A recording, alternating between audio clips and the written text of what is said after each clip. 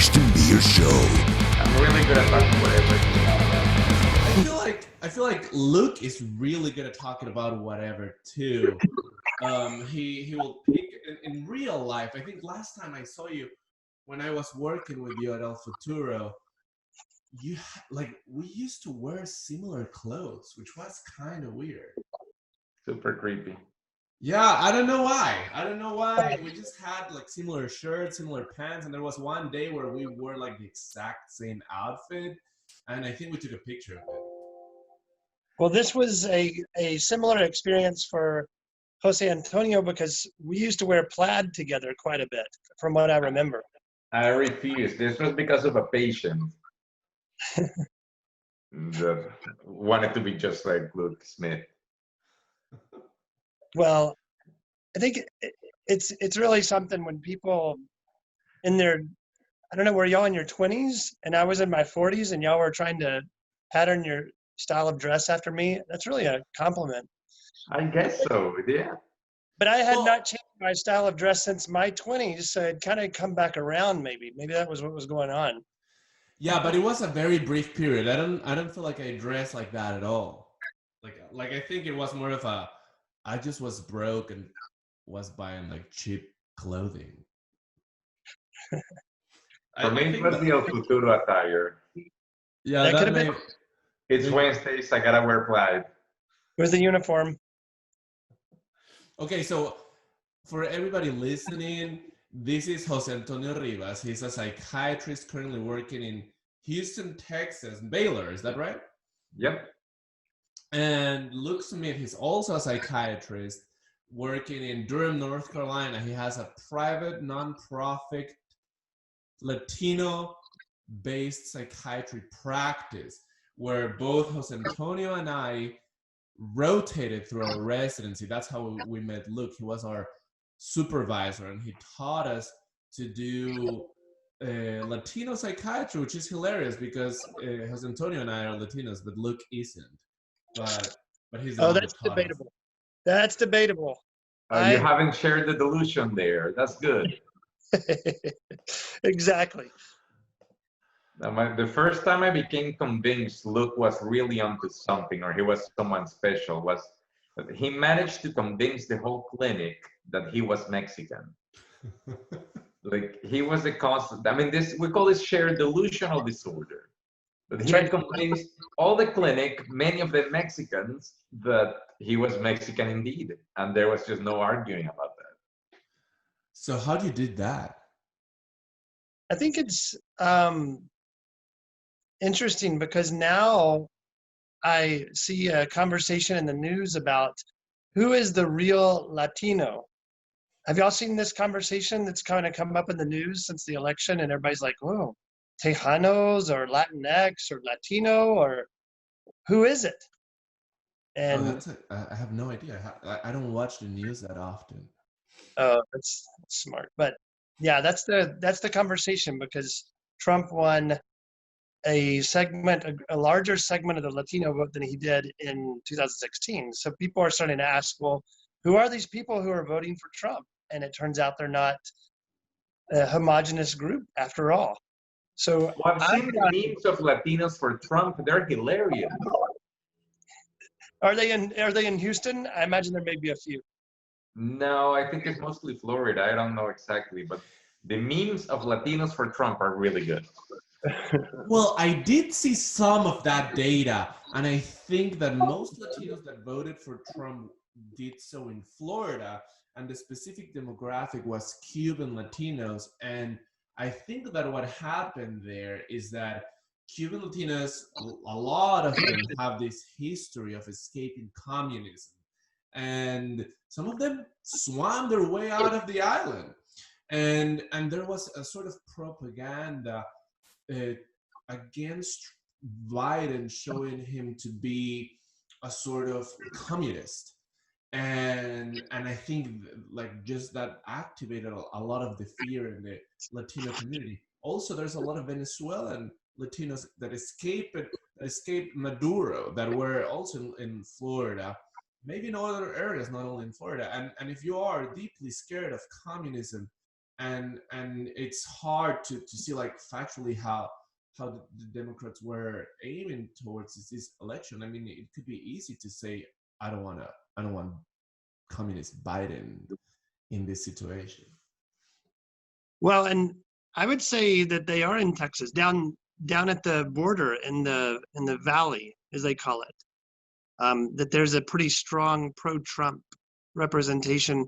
But I'll give you my example from recently. I went to a quinceañera with my 14-year-old daughter. One of her friends was having her quince. I was gonna say you're a little old for that now. Well, you know, it's never too late. So there I was at the quinceañera. I will say that when we went, we had our masks on. We went into the quince and there were probably 150 people there. None of them had on masks. We were the only two people who looked non-Latino, and it was quite a moment to walk in and be the only two with masks on and look at all these people looking at you going, why are you wearing masks? But I sat down next to a lady, and it was right around the time of the election. I can't remember if it was right before. I think it was right after, and the results were coming in. And I was saying something kind of to get some solidarity. I was grasping here. I was really needing to make a friend. And I said something about Trump, thinking that will be my moment to kind of build some, commonality. And she came back at me and was kind of insulted that I had insulted Trump. Why? Because Trump is pro-life. So that was her issue, and she right there let me know that nope, don't play that with me. And I was like, oh, there's another example of it not being a homogenous group. I was talking with someone whose son is eligible for DACA. Like the kid is like 17 and hasn't been able to apply because of all that being on hold. Oh, did everyone freeze? No, I don't think it's frozen. All right. But still, this mom was much more for Trump, or it's like, well, I heard he's good for the economy. Yeah. And it doesn't, this idea of the everything bathed in gold, there's just no more education beyond that. Thinking like Alvarito back there in Ecuador.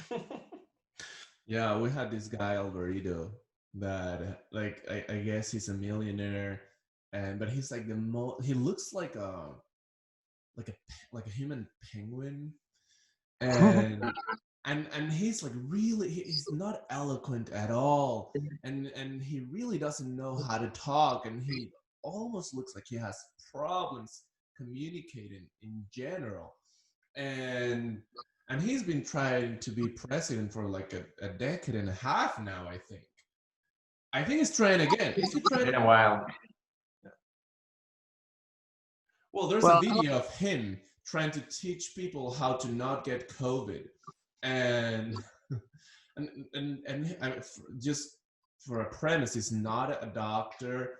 I don't think he knows much about medicine either. But he was next to a river saying that everybody should buy azithromycin and hydroxychloroquine and have a couple pills a day. And I don't know, man. I don't know. These are Ecuadorian politicians. Yeah, the ironies are pretty rich out there with politics and how people vote and the beliefs. I'm from Arkansas originally, and the irony to me is when I go to a Mexican wedding or a quinceañera or whatever, the majority of the crowd typically in these settings are people who look like they're right off the farm in Arkansas. They have cowboy hats and they have boots, and they're very worried about their youngsters going off to the academy and getting educated and coming back and not speaking the language of the people anymore or relating to them. And the irony for me is that oftentimes it's the rural people here in the US who are feeling threatened by the Latino immigrants, but there's so many commonalities with the Latino immigrants who are coming in. And sometimes I've recently reflected with some people I know from Mexico who are from the farm areas, and I say, You know, if there was a Honduran who came into your small town in Mexico, how would you treat them? And they quite frankly say, well, we probably wouldn't like them much. You know, we probably wouldn't want to have them around. So it's just an interesting thing where you see what we often know in psychiatry is that repetition kind of cycle that happens, human behavior. I think there's something more unique in just, I mean, wasn't just recently talking about the topics about racism and all that, you know, with my South American friends, people talk about the racism pretty loudly and not really very ashamed, sadly. I'm ashamed to say. It's just, oh yeah, like that's how it is. That's how it's always been, kind of thing. While in conversations about race here, it's just a very loaded topic of, wait, no, we don't want to talk about that part. Yeah, that's true. That's true. I have several friends and several people that I know that are from Ecuador, and they're some of them are unknowingly very racist, but they think they're not racist. Some of them are very knowingly racist, and some of them are not racist at all. But everybody talks about it, but there's this privilege thing going on too, right? Like we're talking about higher socioeconomic status, kind of people just talking about it without like other races around them, maybe, which is kind of interesting and thoughtless. But yeah, I agree. Yeah, we think that, like, we're in the US and we think that that racism only exists in white Americans, and that's not really the case. It's pervasive regardless of your race, regardless of where you come from, regardless from your socioeconomic status, even, I would say. But on that note, happy Thanksgiving to everybody. And what I wanted to talk about too is, you know, like, I wanted to hear your story, Luke. Like, what led you, amongst all the things that you could do or you could have done with your life, to start this free, this is a beautiful clinic for everybody listening. This is a free clinic for for the Latino population. So if you're a Latino individual that has no money or very little money and doesn't know how to speak English, and you're in need of mental health, you go to El Futuro. And then Luke will be there, and maybe a few years ago I would have been there, and even more years ago Jose would have been there, and we would have talked with you and helped you out in whatever way we could. And it tends to be quite a beautiful experience, and you guys have an amazing community over there. So I was wondering, like, what led you to make this choice? Well, and I'm smiling because I'm on with the two of you, thinking of it as a free clinic. It's free to everybody except for the residents who work there, because you. Yeah, I'm like, I'm still paying for that. Exactly. I come after you guys for donations now, and then when you were there, you know, you were working like slaves. So I'm surprised you're still talking to me, but it's a great experience for me long term. I don't feel like it's any burden whatsoever, but I really enjoy it. It came about when I was in residency. I was here in North Carolina and in the hospitals and all around, because I spoke a little bit of Spanish, and both of you know that is a very generous estimation of the Spanish that I speak. And I spoke a little bit of Spanish then. I probably still speak a little bit now, especially compared to you two. But it was great because I started getting referrals, and I got to experience a different culture without having to get on a plane and go into another culture. I was already from the South, like from Arkansas, so I came up to North Carolina. That was already an experience, because when I came up here, my parents, who Jose knows quite well, they were stunned. They were like, "Why are you going to the north?" And I said, "Well, North Carolina is not really the north, Mom and Dad, but why don't you go to South Carolina? What's North Carolina about?" But I came up here, and I found it to be just really encouraging to find other people and other cultures. And I was learning so much about myself and in residency as a psychiatrist. And it just scratched an itch in terms of a type of psychiatry that wasn't just the usual or the normal for me. I saw it as crossing a border without having to actually across a geographical border. And it was also a really big need. I looked around and nobody was doing this. I thought, well, I may not be able to do it perfect, but I can at least try. And I found others who are willing to follow. And I think that's probably the best answer, is that I found always a community in doing this work. And both of you were part of that. I'm encouraged by that still, by this conversation today, and then the residents and the different students who come through, but just also the workers. Now we have almost 50 people on staff, and we're providing a lot of services, and it's really a beautiful place to work. I'm just honored, privileged, and I think it's a learning experience. I learn more every day, and that's a fun place to be in life, is just to keep learning. And I'll echo that. When you crossed into El Futuro as a resident, I remember it just felt like you were going to this different place. Almost like I'm, teleporting. Once you cross that door, it's just this different environment that felt much more like home, or it just felt different, being in the work environment of residency, in hospital, clinic, and then, oh, I'm just at El Futuro, like this. It didn't feel like work. That's true. I at times I did feel like it felt like work, but it was a different kind of work, in the sense that I felt that it was particularly meaningful, because a part of me, when I came to the US, I did feel like, well, I'm not helping like my people, and being able to do that was, I felt really nice, and being able to talk about it with, look, I guess that you're just laid back. At Duke, everything's very, very professional, and you're just not professional. I'm kidding. I'm not, though I don't wear tie-dye shirts. I see that you have a tie-dyed shirt on. Yeah, that's true. One of many. I think that I'm kind of into it now. I haven't brought them to the hospital. I don't think that they would let me do that, but I definitely wear them in the podcasts.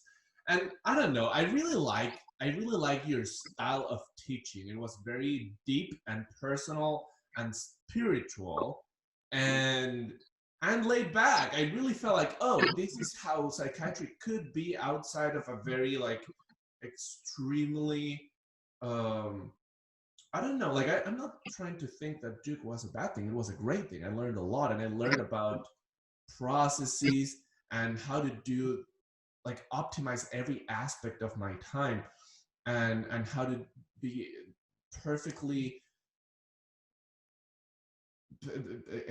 therapeutic.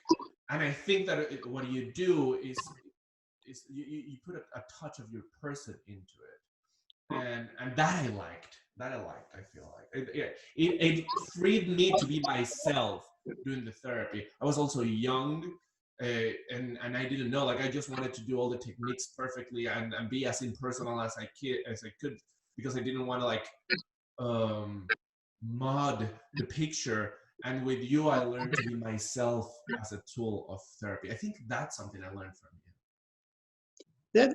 That's interesting. I'm thinking about that, Christian, that here we are talking, and both of you, I feel like I know on a friend level, instead of what I always saw in organized medicine was this hierarchy that would develop, and you would have an attending, and it was a revered person who you would go bow before and try to get all the right answers. And I think that's so unhelpful. And You're kidding, that's the best. Why do you think I'm at Baylor now? Exactly. That's what. You need to come back to El Futuro. We got to bring you back home. We got to get you back. No, I'm the attending now. I get all the reference and all the perks. We can still salvage this. But I saw it, and I think that that's also analogous to your therapeutic relationship with people. When you enter into a relationship, it's all about relationship. And the more barriers you put up that are pretentious and, not being able to joke about yourself sometimes, or just taking yourself too seriously, I think really gets in the way. Because you can use great techniques, great medicines, and totally miss the boat with people and treat them less than, and they walk out and they don't follow recommendations, or you haven't really heard them. And so I love entering into a creative moment with people who are around me, whether it be a patient or a resident, and seeing it as a journey that we're going on together. And it blesses me. I'm thinking about when I see Jose Antonio, I can't help but think of the group that he started 8 years ago with us that lives on. And now we have several sections of this group. And he did it just out of creativity. And we were able to say, hey, try it out. There it is. He's got the manual. I love it. This was my mentoring that I got when I told him, look, I want to do group therapy. He's like, all right, here's a manual. Just read it and do it. They'll forgive you. Don't worry. Just read the manual and try. Exactly.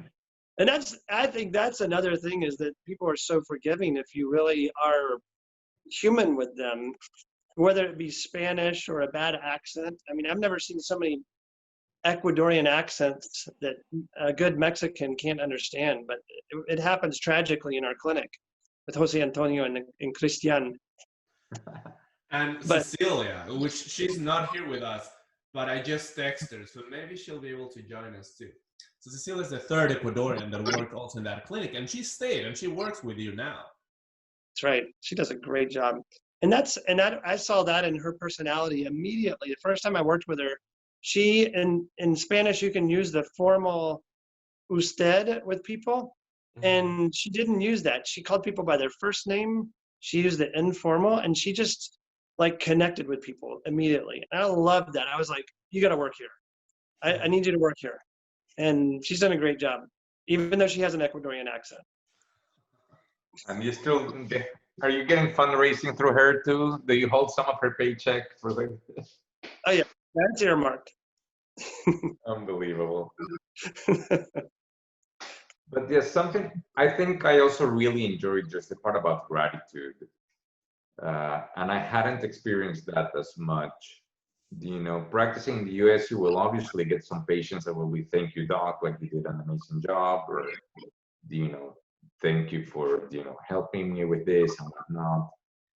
But there's a fair amount of, you know, I have my insurance, you need to do this for me, or, you know, very little thank you kind of thing, and a lot of complaints about, you know, I waited, my appointment was at this time, why are we 10 minutes late or 15 minutes late, or there's just all this added stuff that didn't exist in clinic in El Futuro, where we would just have, you know, the patients were just so happy that we were there for them. And, you know, even if we were running late, somehow they knew it's because someone needs the time more than they do. Or, you know, they would see Dr. Smith just running around all over the place. And they're like, oh, he's busy. And he did have that culture that you don't see as often of. Every patient knows if they walk in, they will be seen. Yeah. God knows when, but, you know, we'll get to it eventually. You know, it's funny that you bring that up, because I'm a little bit neurotic, and I feel like I like time like needs to be fully taken advantage of. And I think Luke helped me loosen up a little bit, because even if there was a patient that needed to be there at 8 a.m. and then they would arrive at 3 p.m. because like, I'm a little bit late, which happens a lot. Hey, we're from South America, like 2/3 of us here. This is how we work. We'll be there at 1 p.m. Well, probably 3. I'll be leaving my house. So Luke is South American in that way. He just like gets it, and he was very happy to see you, even if it just messed with your schedule completely. Yeah, that's interesting. I hadn't thought about that. I think it's especially true now with COVID and doing video appointments, because people have such difficulty sometimes, or just remembering. They may be out at the laundromat or going to pick up somebody, and oh, that appointment got away, and so you have to flip it, and all of a sudden you're doing it 2 hours later. And there's a lot of Tetris that happens. Be very flexible with people. Say, okay, well, I'll do it later, and then you call up somebody else. And I don't know if that's your Danish roots, that maybe, or Germanic. I remember you have those roots. Maybe that's part of it. There's a timeliness there. Yeah, I think that's what it is. It's partly the Danish genes, but it's also partly I went to a German high school, and everything was on time or not at all, and so yeah, I just got like, it's just part of me now. It's not a bad thing. It's not a bad thing because I get stuff done in terms of the quantity that things that I do get done over a particular day. I get more done. I fully respect my time, but being adaptable. And it makes you think that you're better than everyone else. I feel so much better. I feel so much better. Like, I have no idea how much I got done. Yeah, no, but it's a problem too, because then I start thinking about all the things that I'm not going to be able to do if I like go out and like buy a cup of coffee, because then I'm losing 5 minutes, and then that's not healthy, right? So then I have learned to relax a little bit, and I think that now I'm like 50-50 there. I'm 50-50. I'm more relaxed than I used to be. I think COVID helped because I don't have as much stuff to do as I did before too. Well, I'll say another thing both of you taught me that I think is really helpful. So I may be able to say, oh yeah, I like to engage culture, and as you're talking about timeliness and some of those things, I do think they're important. But starting with Jose, I can remember you coming in just frazzled from university life medicine and putting your head down on the table and saying, I need my own mente sana. I need my own mindfulness. That was the name of the group, actually. And you would say, I just need 5-10 minutes just to collect myself. And then in the class you would teach, here came these ladies, I think they were all female, who came in, and you participated with them. Like your participation was not above them or instructional. It was very much in the moment with them. And I remember, and I point that out because I also remember, Christian, one time you coming in, and you were so affected by a lady who had come into the clinic.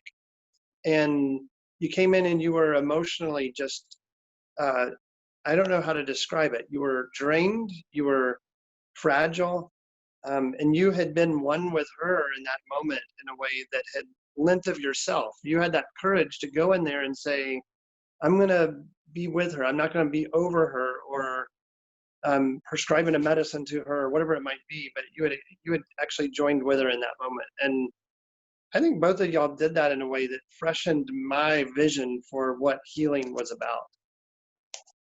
I really appreciate that. I remember that patient, and like that was a tough situation. I think that it was tough because I could see the suffering that she was going through, and it wasn't her fault. She was just born in the wrong place, and yeah, I still like I still get emotional about it, like remembering that specific case, and I was very grateful. Like I think that part of the reason I was able to just be there with her was because I knew that after that I could just like go to your supervisor room and just start crying as I did, because it was tough, right? Like it was, immigrants sometimes go through such a tough life. They end up here, and here in the US, like there's a lot of thinking on, oh, why, like should we allow them, should we not allow them, and like hearing these kinds of cases makes me understand, like it's not common. Like why would anybody want to leave their home country with all their loved ones, with all their everything that they know? Like it's a little bit different with Jose and me. Like we wanted better education, but if you don't even know the language and you need to leave, it's because you're escaping something really bad and really awful. Well, for me, it was more about being gay and just knowing that in Ecuador that wasn't quite gonna fly for a generation. It's much better now, but you know, then of course, if you want to get hired, you want to stay for the higher education. But it's leaving your country is just not an easy thing, and it's not something that people do usually when they have better choices or better options. I don't know, reflecting with them and just having that time with Mentesan, it was just me being selfish in many ways. I was just, wait, I can't be there for you if I'm not, I need a few minutes to myself. And that's a concept, at least with the group that was mostly Latino mothers. This idea of, wait, I need a minute to myself is just not culturally, it's not, wait, no, you have to take care of your children, you have to take care of your husband, you have to take care of the house, you have to take care of. And I think so much of it is just modeling, I'm gonna do what I need now, and the group can, just tag along. And that's something that I agree with, and it's something that I've been slowly recently learning, the modeling of authenticity and being yourself and vulnerable and helpful, because that is a way of helping others help themselves.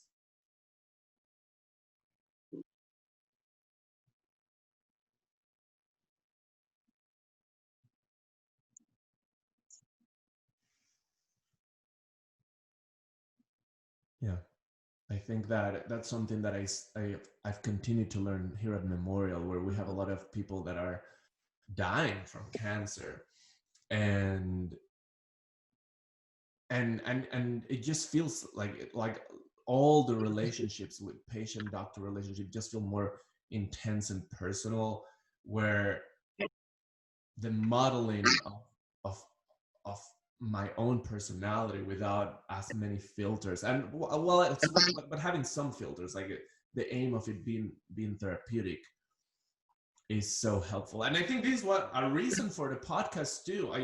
It's called Thrive, right? And I've talked about it in other episodes, but it's meant to, I try to invite people that I think that are enjoying their lives and generally speaking, happy with the human existence, and being themselves in a conversation is a way of modeling your behavior as well. And I like that as another tool for healing or knowing yourself, or I don't know, whatever you want to call it.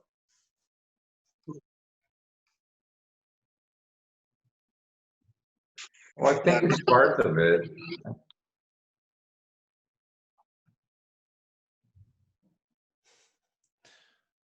Go ahead, Dr. Smith. Oh, no. I'm going to hear the other part. You said if that is part of it. I mean, there's so much your life can get better if you're only focused on yourself. Like, I do think there's a ceiling effect. Because, as much as there's, I got to improve myself, I got to get the best education, the best thing, and get the best job and do the whole thing myself. At some, it's like that reaches a ceiling. And then if you don't move beyond yourself, it's like, wait, I can just think of the effect size, it's just increasing. I can make life better for all these other people. Like, it's just economics to me. What's your return on investment? If you're just investing in yourself, your return on investment is pretty shallow. And I'm investing in El Futuro because I keep getting those emails. And guilt-trippy letters. That's right. You can leverage your donation at this moment. Yeah. No, I'm having that conversation with my teenage daughters frequently about, what are you shooting for, kind of. And I find myself almost wanting to temper their aims, saying, don't shoot for that. That's actually, that's great and all, but what at the end of the day is it going to mean? When COVID hits and nobody else is around and you just have yourself because you've achieved and you're isolated, and where are you then? And I think that's been one of the silver linings of COVID, has been a time where we've been able to step back and kind of be existential with our thoughts and think, what is our work for? And then I think having another aspect is the people you work with. I just had somebody This was so amazing. A lady, she's from Salvatierra, Guanajuato, Mexico. She works with us. She's a project manager, and she was interviewing for a job with us, and I was actually doing the interview because it was an open hiring process, but she was an internal candidate. And in the middle of the interview, she said to me, I don't want this job to be too much, because I talked with your daughter the other day in the kitchen. My kids are up at work right now because they're doing schooling because we don't have very good internet at home. So there they are. And she talked to my daughter, and my daughter said, I'm just not seeing my dad much these days. And Muddy said to me, I don't want this job to take over and be like what it's done to you lately. And I went, oh, you just failed your interview. That was not a good move right there. But of course, we gave her the position. I want that kind of person on my staff. I want somebody who can speak truth to power and, not totally form a mutiny and totally tear things apart. But she does it in a gentle, loving, gracious way. Somebody who can come to me and say, look, you're a little off your game right now. You're not in balance. You're not in the harmony you want to be in. And I know you better than that. And I'm going to remind you of that. I love having people around me like that who can kind of help get me back on track. I don't know if they're going to get me totally back on track because I'm kind of a hopeless case. Containment. Yeah. Containment. Like psychiatric units. That's right. Yes. So it's good. And I think too, having people around me, I frequently think about structure that I need to be in the right rhythm, in tune with who I need to be. And another feature of people around me is people who are organized and who can help drive things forward when I'm spinning off with another wild idea. And I really have to build my world. I married somebody like that. I surround myself with people who can kind of help me be the true Luke and not feel bad about that or feel like I need to do something that I'm not. But I love that the example of her coming to me the other day was really nice. And one other example I'll give is a Puerto Rican lady, and her mom has bipolar disorder with psychosis. It's pretty significant. She's now almost 70 years old. She's been on long-term lithium and antipsychotics and has been through a couple of episodes even lately. And one day her daughter looked at me and she said to me, I'm glad we're here for you so we can help you know these medicines better and we can help you learn to be a better doctor. And I didn't take it as an affront at all. I could see some people being like kind of offended by that. I even bring my residents in so that they can see this patient family because they're so real and so frank with me, and they do give guidance in a nice way. But I love that kind of reciprocity and that kind of ability to receive, not just give.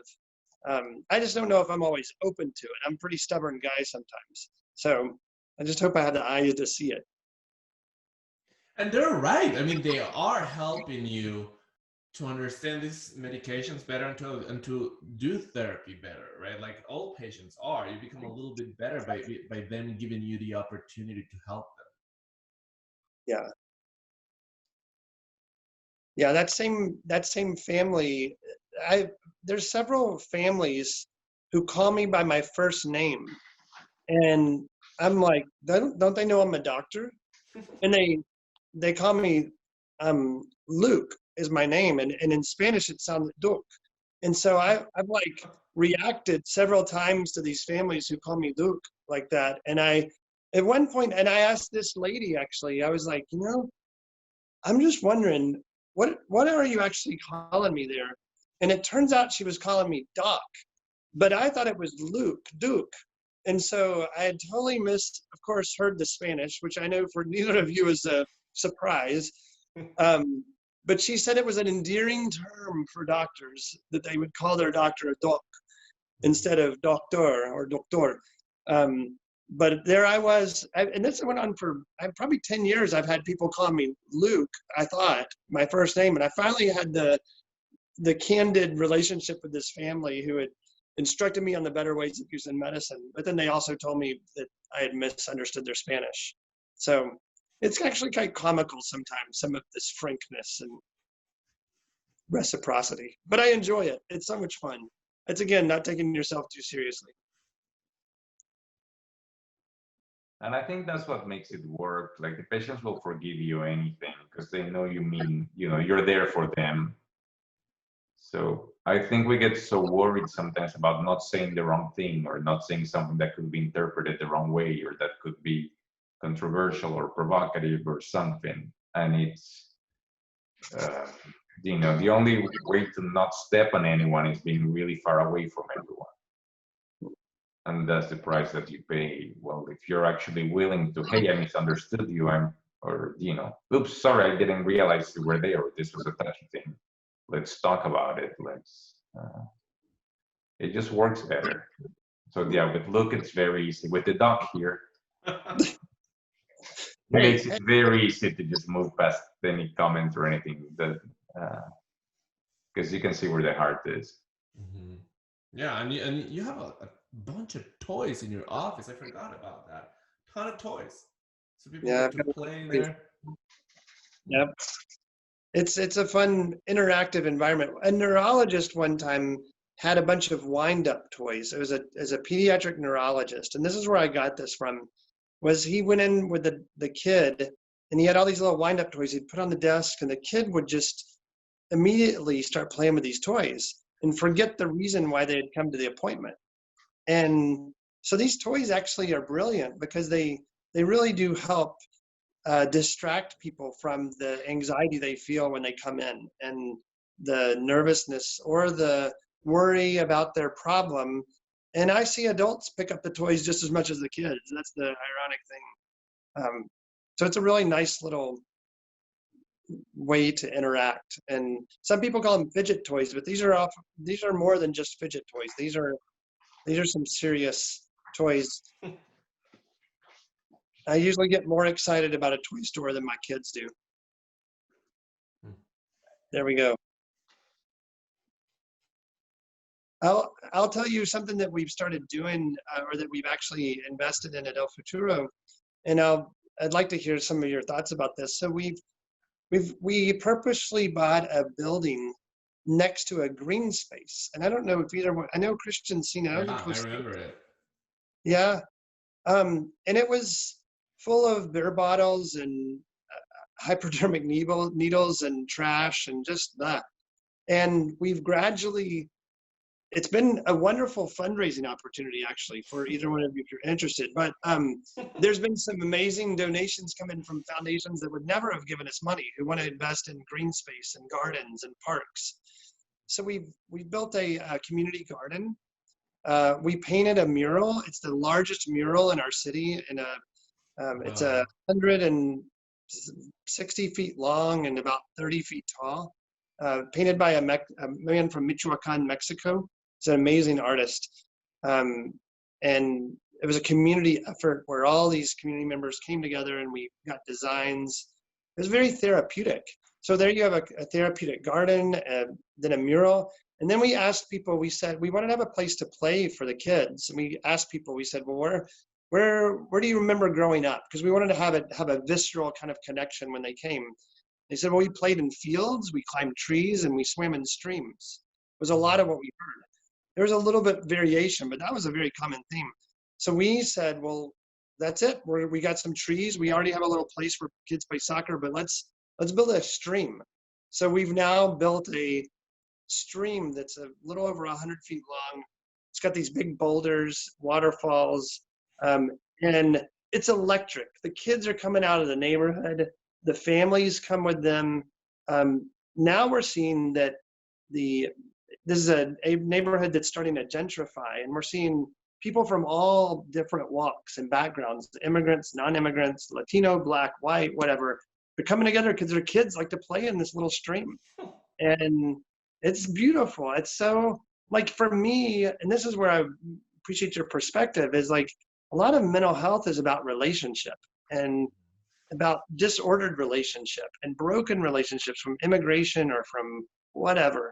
And here's a place that I feel like is starting to put the focus back on something that we've missed as we've kind of had our own professional migration away from what we knew worked back in the day with just basic therapy and relationships. And here we are. I frequently now, because of COVID, I can't see people in the office. I go out to the stream and I see people at the stream and play with the kids in the stream.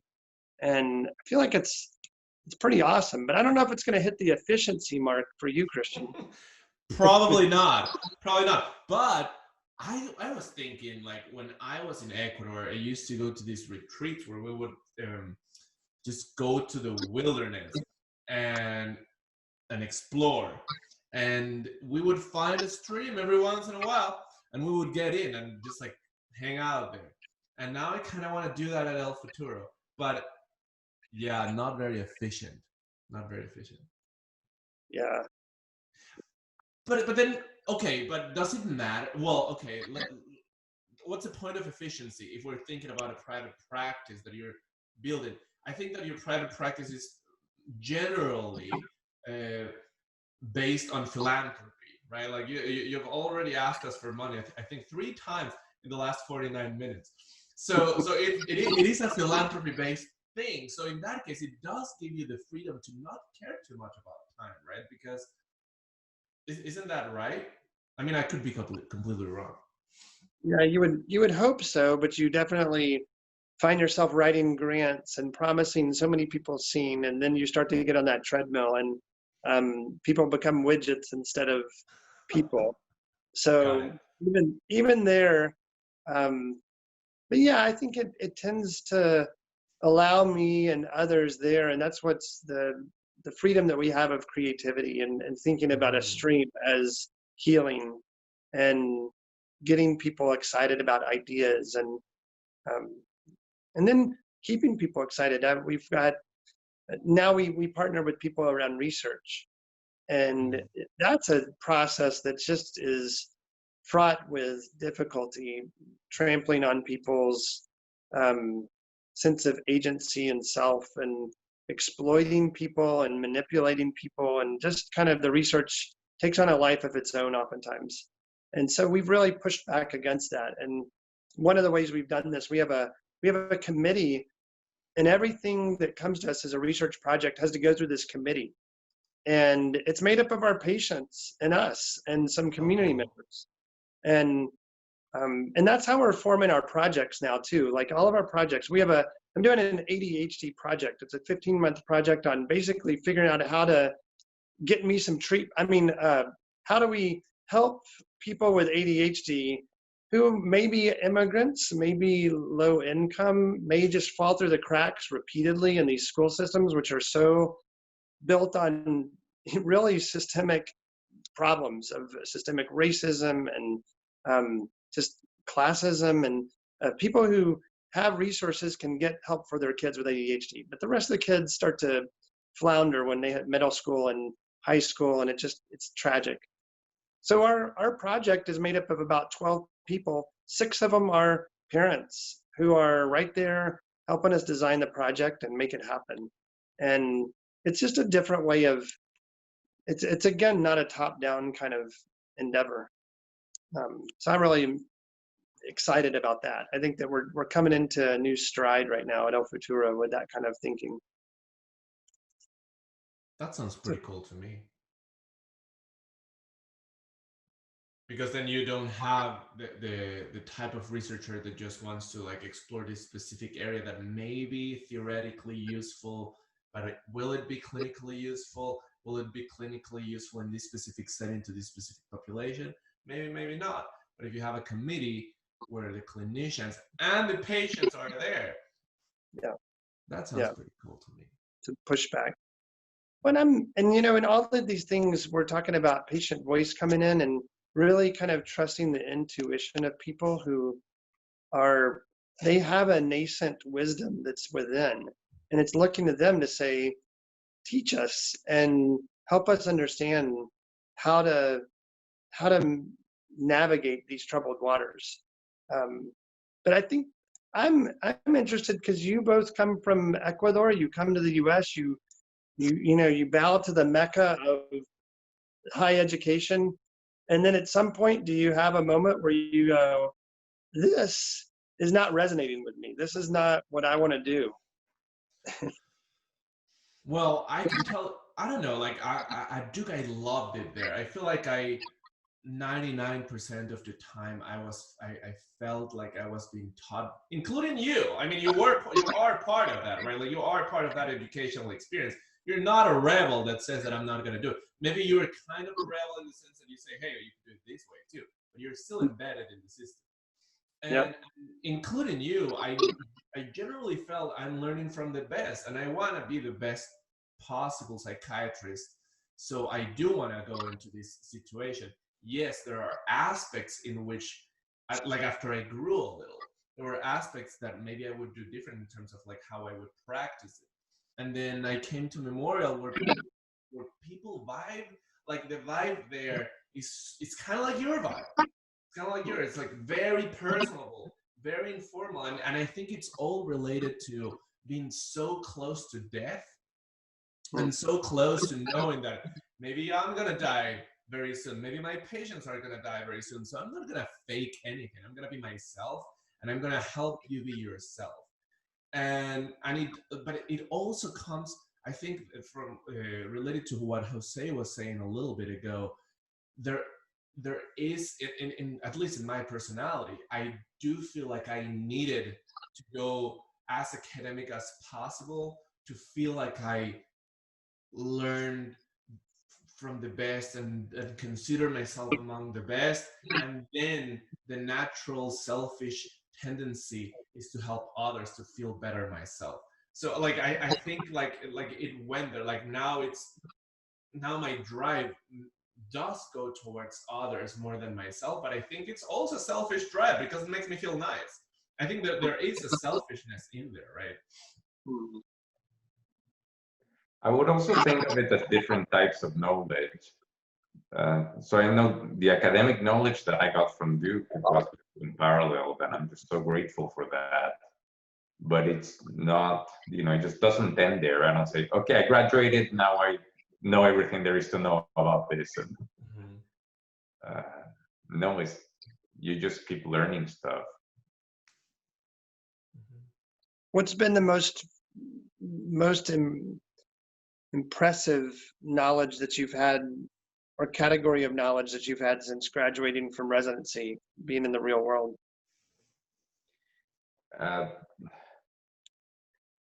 The biggest kind of thing that's kind of shaking my world a little bit is actually just around the way women in medicine. It's funny because I just walking into, now that I have students, when I have 2 female students, the service is just completely different. They're just so much better in every way. Wow. And they're held to such a higher standard. And just, I've become much more aware of what it's like to be a professional woman, or what it's, even going to see a patient, the patient's wife will be like, oh, honey, here's the doctor and the 2 nice little girls. And then I'll walk out and be like, 2 nice little girls are the Baylor medical students. Like I don't know, it's nothing new. It's nothing that wasn't there before. But I think that's what's really grabbed a lot of my attention lately. In all the things, just on the privilege of my maleness, or all the things that I take for granted. I mean, how much stuff people forgive us. They forgive us a lot. So, what about you? What's been in Dr. Smith's mind and Christian's mind? It was my question. You can't throw that back on me. I was asking you. I learned from the best. It's so true what you're saying, Jose. Like and this is probably because women in medicine in general, of course, is not all the time, but in general, yeah, like they're undermined, so they have maybe this internal feeling that they need to do better, and then probably like almost society and the system forces them to work harder, do better, to be like considered at the same standard, which is kind of sad, right? And at the same time, like the flip side of it is like kind of cool to see the potential of humanity, right? Like in terms of like how good can you be? And isn't that similar for immigrants though? I feel like it's the same. Like if you want to go, if I wanted to come to the US, I needed to have better grades than the average person applying to the same places that I did. I needed to have better work ethic. I needed to have I don't know, better interpersonal community. Like I needed to do better and be better in order to be considered even. So like I guess I understand the feeling, but I think I see it. I think that in terms of what I have learned the most from after graduation is it's been a little bit about potential. Like I have met some, and they're not doctors. I've met some friends that are just entrepreneurs, and or they do other things, and look, I guess you qualify there, right? In the sense that you have an idea and you want to make it reality, and you make it happen. You just work very hard, you figure it out, and you make it happen. I think that when you're stuck in academic medicine, that's not always the case. You're like a little piece in the cog of the system, and there's so many opportunities, so much potential for things to be done.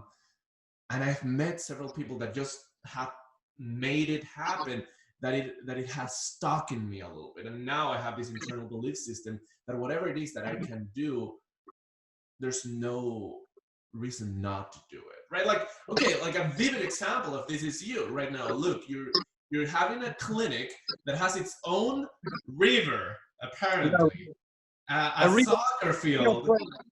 Riachuelo. It's a Riachuelo.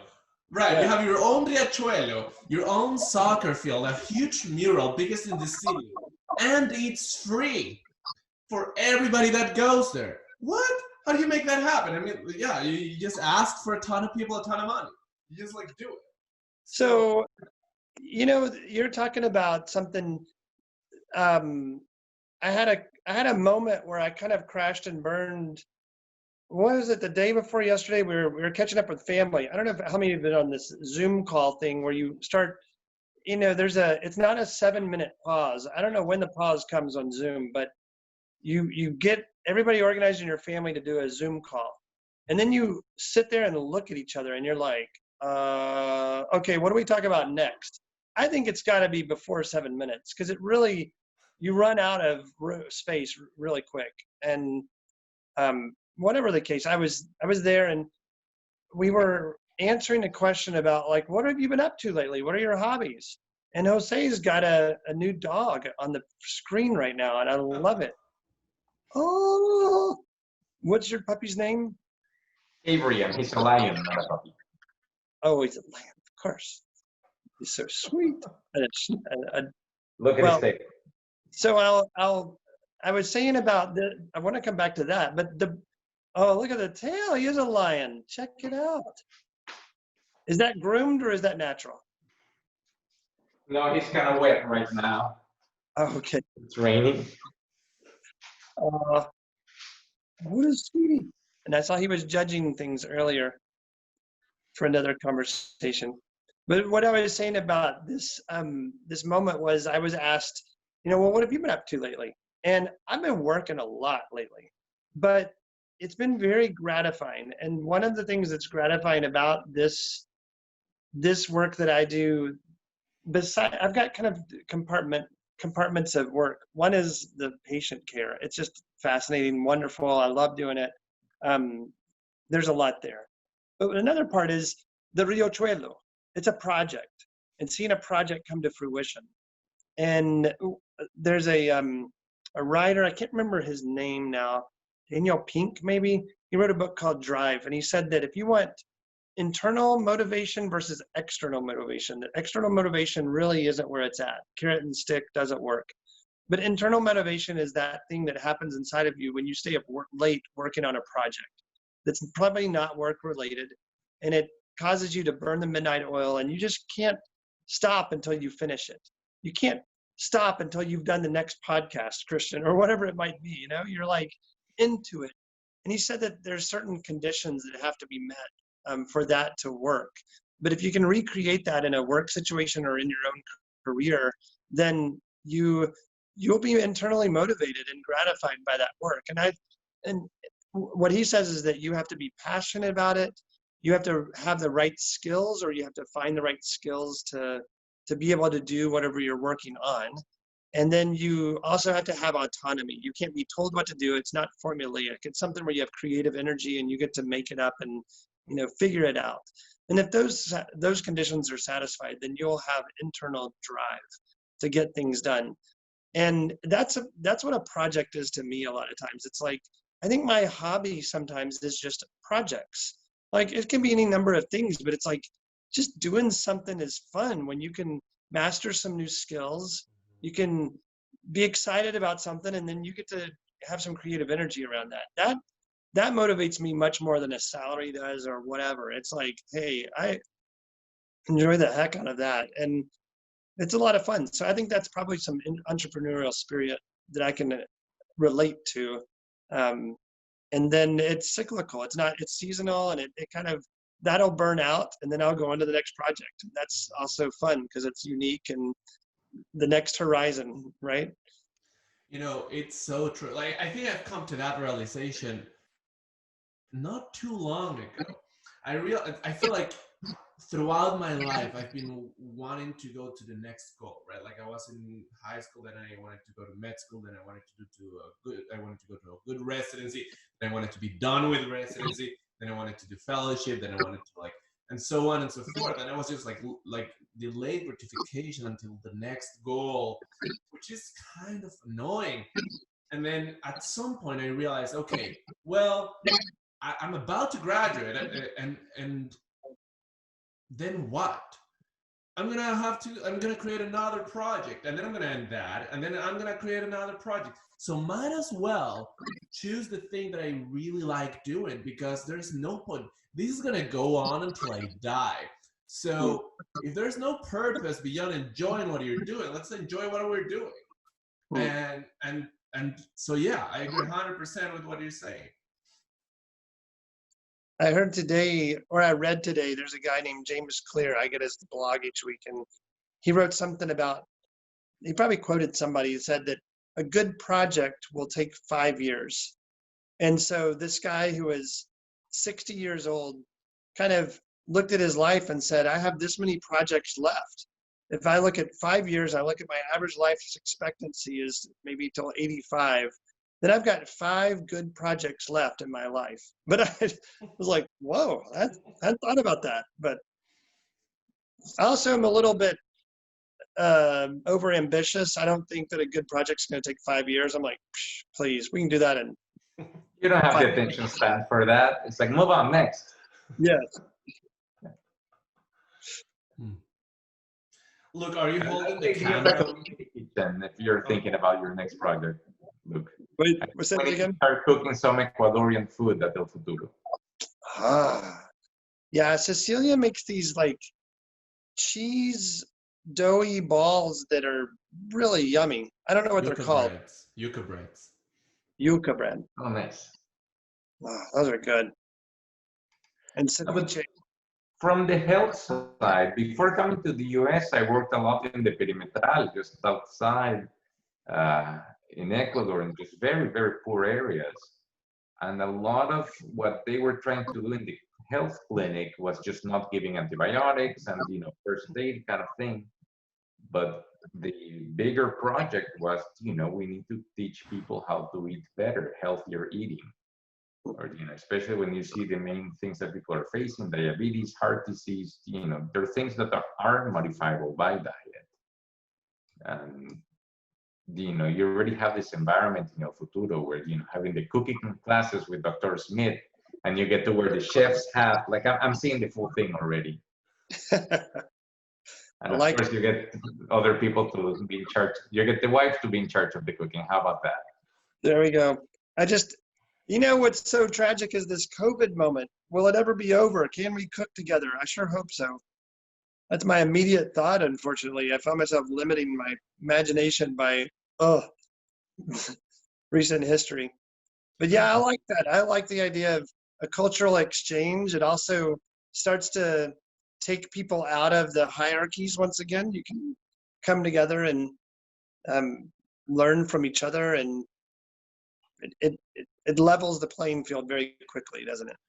It is so good. Like one of the things about poverty is that it really takes away the ability to give. And like that is just such a painful thing, this idea if I don't have anything to give you. Yeah. And you know, your patients can cook. They've brought food more than once. Yeah. And it is just in clinic, I remember it, when we finished the group, we just had this potluck, and it was just the most amazing food for all these patients that I'd been treating for over a year who felt so broken inside and so traumatized, and you know, just at their core, like they really believed sometimes that they were not good people. Yeah. But then when they were cooking and were just sharing the food, you like I've never seen them be more proud of themselves, and it just felt so healthy, and the food was delicious. So it's a win-win. Well, in our Rio Chuelo, we have a DWI treatment program, driving while intoxicated treatment program, and the people who come to it need to give hours of service, community service, and a nonprofit qualifies. So they can come and work in the garden and in the Rio and do all these little projects. They've painted on the mural. And these are people who work painting and doing landscaping and doing electrical work. And so it's been amazing. And Wow. I get to go up there and work with these guys, and we're, working together. And Mari Jones, the lady who told me that I was working too much, she also told me, even if they're coming up doing community service, we still need to feed them.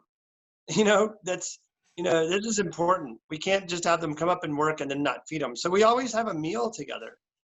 And that's a beautiful moment because, I'm sweating.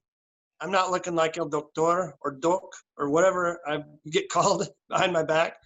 I listen to them talk about things during the workday where they're talking about how to, this immigration lawyer, or this DWI lawyer, or this over here. It's like you get to hear other things. It's not just a isolated appointment where you get to say certain things. Like all of a sudden you're having to make conversation in a way that's different, and you're connecting with people.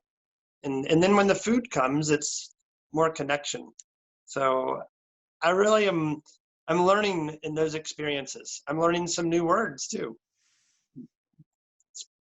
And I'm also learning that it is very, and you always run the risk of stereotypes, so be careful on what you say, right? But it's very common that people need to have their music on while they're working, their banda music or their rancheros or their corridos.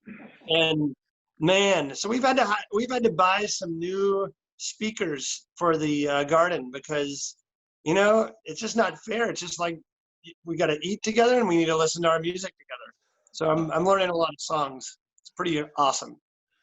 So look, I can see that what will happen in the next 15 years in your clinic is that, as Jose said, you're going to have the kitchen, then you already have the river, the soccer field, and the mural, and the actual clinic. So you're going to end up having a commune. You're going to start building houses, inviting people to live with you, and you're basically going to end up with a Latin cult revering you as their doc god. They're doc. And we need a discotheque.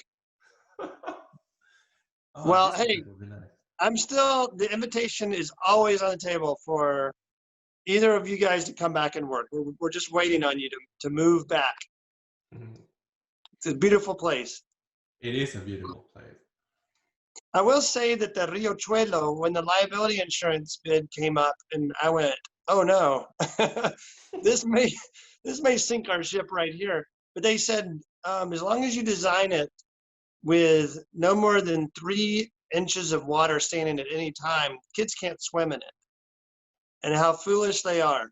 These kids, like, they go full belly into this reel, and it's been an entertaining experience to watch the kids in this river. And then, like, they want to put fish in it. It's just fun. There's so much creativity out there, and they will dam a river with anything they can find. But you know, we're learning. It's quite an experience. So I hope you guys can come visit the river. For sure. Yeah. For sure. Well, should we stop here?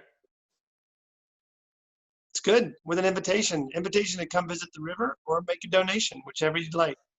So I'm going to put your website on the page so that people know where to make a donation to El Futuro. Highly recommended.